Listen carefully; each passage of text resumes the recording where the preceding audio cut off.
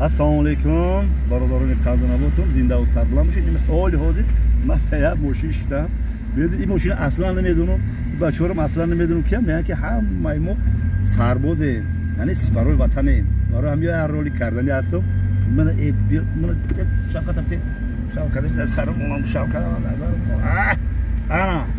انا بابا رنگی همون سربازاری که میزنم خب واسه این تیلی سازه شرمردی وطن گپ زن اگه جمع دستی بابا جو گپ زن ای میتقی راش ایزو میکشن نمیدونم چه ایزو میکشن شما گپ زن ای میتقی راش چیکار کردیم اینجا دا ما ای صبح جای کار خدی گرانیت رفته است اول ای راش اسفرا ها بله حالا اونجا رفته است خودت رسول میکنم که در همین پیش چی چخ بودم جای دامسازا دام میسازن که آفیسشون دامسازا داره که دیگه فقط همین دامساز گفته دیگه یگام چی نمیام که چی بگم سلام علیکم که همین جیگولی من ماشین من کار جیگولی بگو آدم دوره سیاز من کار بچه‌ها فرو هم خندیده است بابا بوشی خدیم میبینم همش سربازم همش همین سپاهی وطنم ایزو میکشن میخواد سخن بکنم ایزو میکشن بگم گپ زنیم خاک ما چیکار میکنیم ما این سری افتخار میکنیم که خاطی سربازای وطن خاطی سپاهی وطن من شش رفته هستم یوم میرم واسه دعاشون میتونم البته را و چی گفتنی هستم که احسن به این سربازای وطن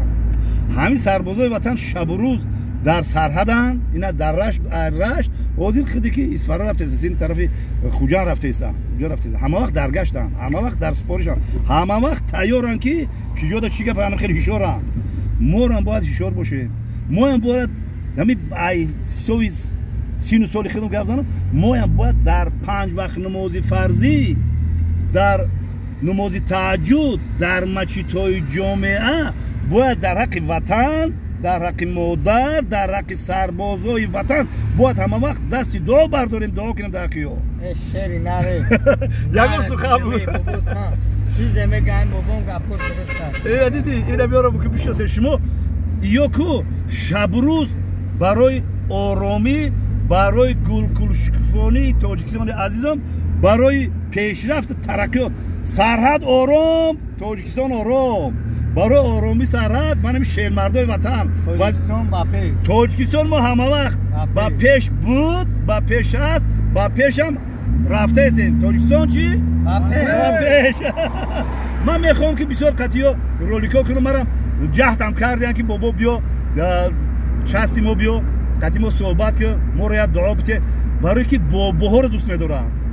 برای که یاکو دل نیتی صاف دارن خدمت به مادر وطن میکنن خاطر رسان کنم که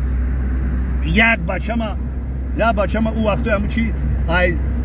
ابلا و گریز اون دو تا حاضر ملامتم کیسه که با تت خطا کردید در چی ما در حیات زندگی ما در نامه اعمال ما نقصان کردید که مرا نموندی خدمت دارم که خدمت نرسید تمام تاجیکستان و یار رفیقا برادرها مثال پیدا میکردم دوستی پیدا میکردم یک درسی زندگی رو میگذاشتم من این گناه هیچ وقت نمیبخشم باور که باید ما فرزندا رو باید روان کنیم عسکری بروند خدمت کنن یار رفیق پیدا کنن تاجیکستان رو بشناسن فهمیدی خدمت این یک درس شجاعت مردانگی است چی گفتنی هستی او درسته میگه که دمی یوشید اگر هم پیور حرمت کردی که بود در پیری خرید میبینی با هم خیلی حرمت میکنه هم بابا را دستگیری کنیم با خیلی بهترین ندام بله باید داره ایده که تماره خطمه صحبت کرد دو ممتا بریم دام اینا یک با خدا قسم من قسم نمیخورم دیگه بلاگر میگه دیگه قسم بی بالا خاندار میخونن همین سالداتا رو میبینی کو همین دلم گوم میزنم اون روز رفتم همونجا چی کیستم برای استقلالیت من مرشیوف که کیستم کو میبینم که همین خیل حواس میکنه دوره جهان میگم برام اونجا مرشیوف باز خدمت باید میزنه او دوره خدمت باید با چرا دخترکا رو میبینم مادر رو میبینم شگفت کیستم که احسن با مادری تاجیک احسن با ملت تاجیک زنده و سربلند باشه